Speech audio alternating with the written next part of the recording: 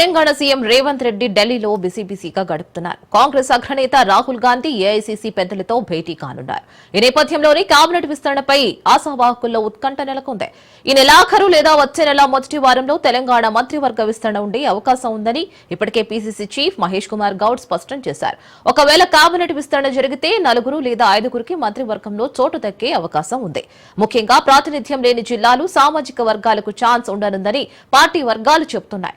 Cabinet లో చోటు దక్కని వారికి పార్టీ వర్కింగ్ ప్రెసిడెంట్ పదవి దక్కే అవకాశం కనిపిస్తోంది. ఇక పార్టీ పదవులతో పాటు నామినేటెడ్ పోస్టుల భర్తీపై కసరత్తు జరిగే ఛాన్స్ ఉంది. సమీకరణల వల్ల అది ఆగుతూ వస్తూ ఉంది. ఆశావాలు ఎక్కున్నారు, సీట్లు తక్కువ ఉన్నాయి కాబట్టి కొంత ఇబ్బంది ఉన్నది. కానీ ఈ మేలో కానీ జూన్లో కానీ అంటే వీలైనంత త్వరగా అయితే ఆశిస్తూ ఉన్నాం. మనం చూడాలి సమీకరణ ఎట్లా పనిచేస్తాం. అంటే మంత్రివర్గం అనేది ముఖ్యమంత్రి గారు తీసుకోవాల్సిన నిర్ణయం. గతంలో ఒకసారి మనం మాట్లాడితే మంత్రివర్గం రేపైనా వేసింది నిజామాబాద్. అసలు మనకు సంబంధించిన సబ్జెక్ట్ కాదు అది. మన సలహాలు అడుగుతారు మాత్రమే. నిర్ణయం తీసుకోవాల్సింది హైకమాండ్, ముఖ్యమంత్రి గారు. మన సలహా అడిగినప్పుడు సలహా ఇచ్చాం. ఢిల్లీ పిలిచారు, మన సలహాలు తీసుకున్నాం, మన సలహాలు చెప్పొచ్చాం. అవి ఎప్పుడు ఇంప్లిమెంట్ అవుతుందో చూడాలి. వీలైనంత కావాలని కోరుకుంటా ఉన్నాం. మంత్రివర్గ విషయంలో పోస్ట్పోన్ అయింది నేను అనుకుంటా. మరి మే ఇంకో జూన్లో హైకమాండ్ నిర్ణయం తీసుకుంటే ఆశిస్తూ ఉన్నాం. రకరకాల సమీకరణల వల్ల అది ఆగుతూ వస్తూ ఉంది. ఆశావాలు ఎక్కున్నారు, సీట్లు తక్కువ ఉన్నాయి కాబట్టి కొంత ఇబ్బంది ఉన్నది. కానీ ఈ మేలో కానీ జూన్లో కానీ అంటే వీలైనంత మంత్రివర్గ విస్తరణపై మరిన్ని డీటెయిల్స్ మా ప్రతినిధి పవన్ అందిస్తారు. పవన్, రేవంత్ రెడ్డి ఢిల్లీలో బిజీగా గడుపుతున్నారు. కేబినెట్ విస్తరణకు సంబంధించి కాంగ్రెస్ అగ్రనేతలైన రాహుల్ గాంధీతో పాటు కేసీ వేణుగోపాల్తో కూడా భేటీ అయ్యారు. ముఖ్యంగా చూస్తే ఈ నెలాఖరు లేదా వచ్చే వారంలో మంత్రివర్గ విస్తరణ ఉంటుందని చెప్పి కూడా ఇప్పటికే దీనికి సంబంధించి కొంత సూచనలు కూడా వచ్చాయి. అయితే దీనిపైన ఆశావాహుల్లో కూడా చాలా ఉత్కంఠంగా ఉంది.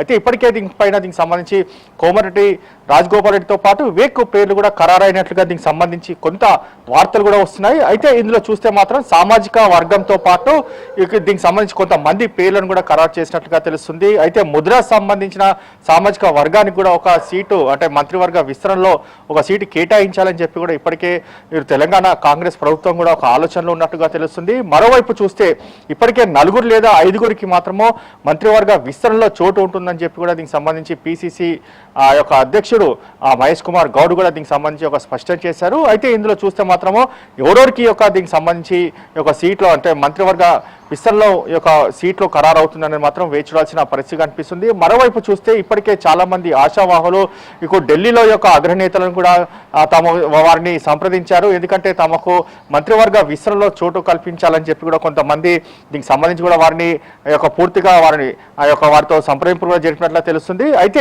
ఇదంతా చూస్తే మాత్రము ఈ నెలాఖరు లేదా వచ్చే నెలలో మొదటి వారంలో ఒక క్లారిటీ కూడా వచ్చే అవకాశం కూడా కనిపిస్తుంది. ఎందుకంటే చాలా రోజుల నుంచి కూడా మంత్రివర్గ విస్తరణ జరుగుతుందని చెప్పి కూడా చాలా ఊహాగానాలు కూడా వినిపించాయి. అనేక సార్లు కూడా దీనికి సంబంధించి భేటీ కూడా కొనసాగింది ఢిల్లీలో అగ్రనేతలతో. ఈసారి కూడా సీఎం కేసీఆర్ కూడా మంత్రివర్గ విస్తరణకు సంబంధించి ఢిల్లీ కూడా వెళ్ళినట్లుగా తెలుస్తుంది. అక్కడ దీనికి సంబంధించి ఇప్పటికే ఒక భేటీ అయ్యారు. భేటీల నేపథ్యంలో ఎవరెవరు మంత్రివర్గ విస్తరణలో చోటు లభిస్తుందనేది మాత్రము వేచి చూడాల్సిన పరిస్థితి కనిపిస్తుంది. అయితే ఢిల్లీ తర్వాత సీఎం హైదరాబాద్ వస్తే మాత్రం ఒక క్లారిటీ వచ్చే అవకాశం కూడా కనిపిస్తుంది. ఎందుకంటే ఢిల్లీ నుంచి అక్కడ కొంతమంది పేర్లు స్పష్టమైన తర్వాత హైదరాబాద్ వస్తే ఎవరెవరికి సంబంధించి సీట్లు ఖరారయ్యాయి, దానికి సంబంధించి ఏ సామాజిక వర్గాలకు ఏ అంశాలను బట్టి సీట్లను ఖరారు చేసిందనేది మాత్రము మనకు స్పష్టత వచ్చే అవకాశం కూడా కనిపిస్తుంది.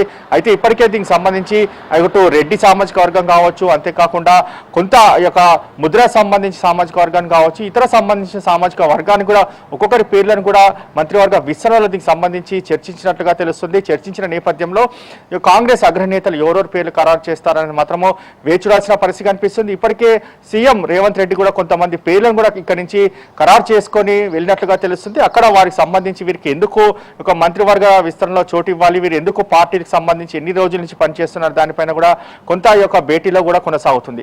మరోవైపు చూస్తే ఎవరైతే ఆశావాహుల్లో వారికి ఈ యొక్క మంత్రివర్గ విస్తరణలో చోటు లభించకపోతే మాత్రం వారికి నామినేట్ పోస్టులు ఇస్తాము, అంతేకాకుండా వర్కింగ్ ప్రెసిడెంట్కి సంబంధించి కూడా ఒక సీటు కూడా కల్పిస్తామనేది, ఒక హోదా కల్పిస్తామనేది మాత్రం ప్రధానంగా ఇటు పిసిసి అధ్యక్షుడు మహేష్ కుమార్ గౌడ్ కూడా కొంత స్పష్టం చేసినట్లుగా తెలుస్తుంది.